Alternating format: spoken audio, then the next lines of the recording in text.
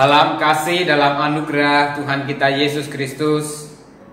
Kembali kita berjumpa Bapak Ibu Saudara, Opa Oma, adik-adik, dan saudara-saudara yang dikasihi oleh Tuhan dalam program Sapaan Gembala GKI 5. Pada hari ini saya akan mengajak kita merenungkan firman Tuhan dengan tema menjadi sahabat karib. Firman Tuhan dalam Amsal pasal 18 ayat 24 bisa menjadi salah satu acuan atau referensi bagi kita agar kita bisa menjadi sahabat yang karib. Firman Tuhan mengatakan demikian: ada teman yang mendatangkan kecelakaan, tetapi ada juga sahabat yang lebih karib daripada seorang saudara. Bapak Ibu dan Saudara yang dikasihi oleh Tuhan, dalam realita kehidupan kita pasti akan berjumpa dengan orang lain. Kita pasti akan berelasi dengan orang lain. Nah, dalam relasi dengan orang lain ini tidak semuanya orang memiliki hubungan yang baik terus-menerus. Bahkan dalam realita yang ada, seorang teman yang baik pun terkadang-kadang juga bisa berbuat sesuatu yang menyakitkan, merugikan, bahkan melukai. Ini yang seringkali menjadikan relasi itu menjadi tidak baik. Kenapa? Karena katanya teman, tapi kok malah mencelakakan. Ini sebagaimana dicatat oleh penulis Amsal. Bapak Saudara yang dikasihi oleh Tuhan Yesus Kristus, dalam realitanya memang tidak selalu kita bisa menjadi teman yang baik. Teman yang baik bagaimana sih?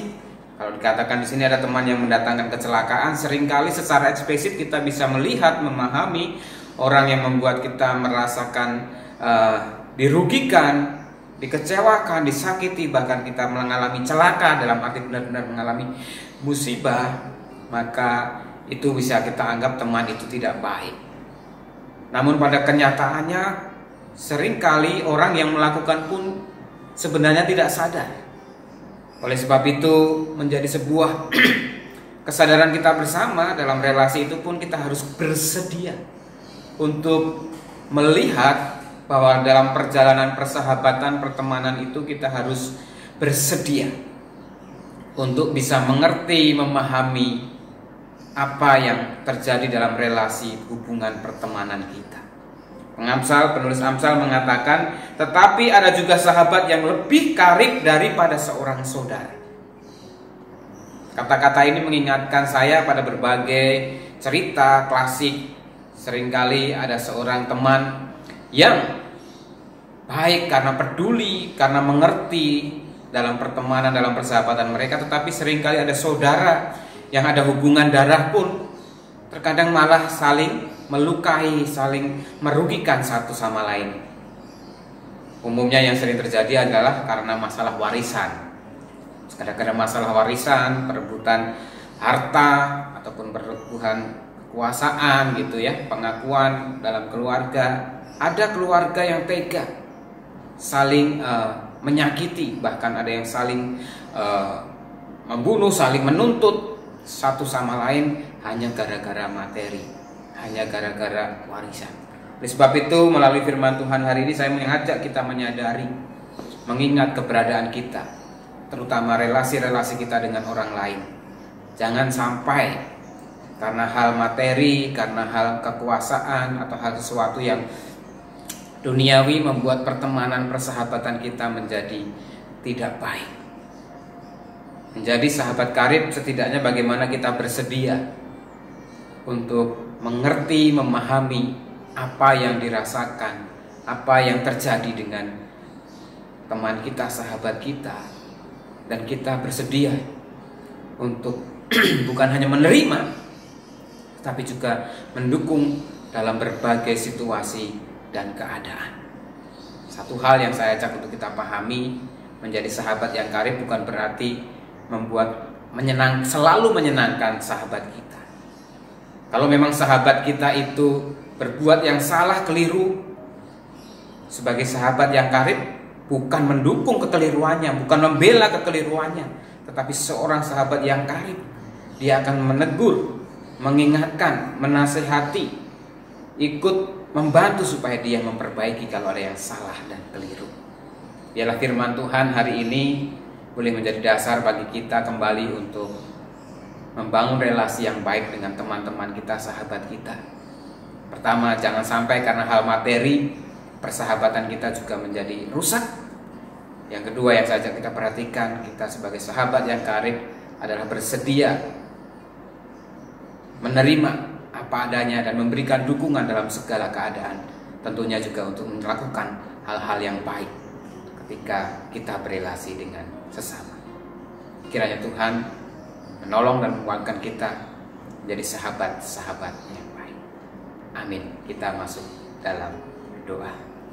Bersyukur kalau pada hari ini kembali boleh merenungkan firman-Mu yang mengingatkan pada kami tentang relasi kehidupan kami di dunia ini memang tidak selalu menyenangkan. Tidak seperti yang kami harapkan. Kadang diri kami pun seringkali juga mengecewakan, bahkan menyakiti, melukai sesama kami dalam relasi ini. Tapi hari ini kami diingatkan untuk kami juga bisa menjadi sahabat yang karib bagi sesama kami, di mana kami boleh menerima teman kami, sahabat kami dalam kondisi dan keadaan apapun, memberikan dukungan, menerima realita yang ada, dan juga berani untuk memberikan nasihat ataupun perbaikan-perbaikan untuk kehidupan yang lebih baik. Itulah peran menjadi sahabat yang karib. Demikian juga jangan sampai karena hal-hal duniawi, materi, persahabatan kami menjadi rusak. Ya Tuhan, kami rindu terus menyatakan kebenaran firman Tuhan dalam kehidupan kami. Terima kasih untuk karya pelayanan Tuhan yang terus Tuhan nyatakan melalui gereja-Mu GKI Delima. Pertama melalui program doa keluarga maupun sapaan gembala ini, Tuhan terus memberkati para pelayan Tuhan, baik itu para editor, para pelayan pujian, para pemberita firman, dan semua pihak yang juga boleh mendukung untuk proses produksi program sapaan gembala maupun doa keluarga ini, agar mereka terus dimampukan melakukan tugas tanggung jawabnya dengan penuh dedikasi dan ketulusan. Kami juga berdoa agar umat-Mu juga boleh terus terberkati dengan pelayanan-pelayanan ini. Kami juga menyerahkan Tuhan untuk setiap keberadaan ataupun kegiatan yang masih sebagian besar dilakukan secara online, baik itu ibadah anak, ibadah remaja, ibadah umum, ibadah pemuda, persekutuan-persekutuan, baik dewasa muda, komsel, dan yang lainnya. Biarlah itu tidak mengurangi rasa dan makna dalam perhimpunan persekutuan kami yang saling peduli, saling memperhatikan satu sama lain, terutama ketika ada mereka yang bergumul karena kesehatannya, bergumul karena kondisi keadaan ekonomi keluarganya, karena pekerjaan yang masih belum stabil, usaha yang juga masih terus pasang surut. Semuanya kami terus bawa dalam doa-doa kami. Biarlah Tuhan terus memberkati umat-Mu dengan kasih karunia-Mu untuk mampukan menjalani hari-hari mereka. Kami juga mendukung untuk pekerjaan pelayanan Tuhan, untuk sekolah-sekolah penabur dari berbagai tingkatan, dari TK, SD, SMP, SMA, bahkan sampai juga jenjang perguruan tinggi, untuk Universitas Kristen Maranatha, Universitas Kristen Krida Wacana ataupun Ukrida. Biarlah Tuhan terus memberkati akan setiap pelayanan mereka, juga boleh terus menjadi sarana untuk menyatakan karya Allah, terutama dalam dunia pendidikan. Kami juga bersyukur dan mendukung doa untuk Rumah Sakit Ukrida yang Tuhan terus pakai untuk membantu menolong masyarakat yang terpapar COVID-19. Biarlah mereka boleh ditolong, dimampukan untuk pulih sehat kembali dan berkumpul dengan keluarga dalam keadaan selamat dan sehat. Tuhan berkati segenap pimpinan, segenap dokter, perawat, dan karyawan staf, bahkan sampai tingkat OB dan security, semuanya Tuhan berkati. Dengan segenap jajaran pengurus yayasan, semuanya Tuhan perlengkapi agar keberadaan Rumah Sakit Ukrida semakin mendukung upaya pemerintah untuk mengatasi pandemi COVID-19 ini. Kami serahkan pemerintahan kami ke dalam tangan-Mu, Tuhan. Terus pakai agar mereka juga diberikan hikmat bijaksana, juga kekuatan dan kesehatan untuk terus mencari cara solusi, mengupayakan untuk pemulihan kesehatan dan pemulihan ekonomi. Terima kasih Tuhan, akhirnya seluruh doa syafaat kami alaskan ke dalam tangan kasih-Mu dalam Kristus Yesus yang telah mengajarkan kami berdoa.